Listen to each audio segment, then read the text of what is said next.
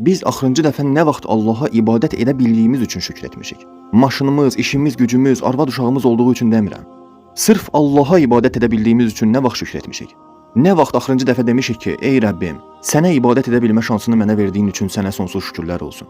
Və görürəm ki, bunu da hər kəsə nəsib etmirsən. Yoxsa elə düşünürsünüz ki, siz ağıllısınız, ona görə haqqı görmüsünüz. Və yaxud da bəlkə doğulduğunuz bölgəni, milliyyəti özünüz seçmisiniz.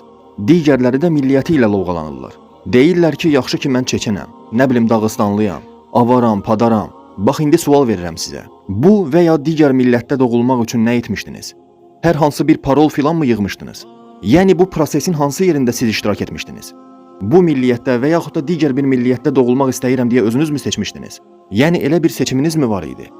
Ən başından bu Allahın böyük bir nemətidir ki, sən Allahdan xəbəri olan, ən azından Allahın adı çəkilən bir milliyyətin arasında dünyaya gəlmisən. Yəni hər nə olur olsun pis yaxşı Allahın adı çəkilən bir millətdə dünyaya gəlmisən. Vallahi bugün minlərlə adam var ki, hansı ki meymun kimi yaşayırlar. Bu dünyada nə üçün var olduqlarını, nə üçün yaşadıqlarını bilmirlər. Allah Sübhanehu Teala Quran-ı Kərimində onlara heyvan kimi demir.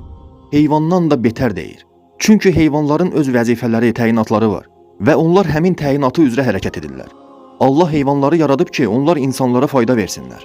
Ona görə Allah buyurur ki, Allahı zikr etməyən adam heyvandan da betərdir.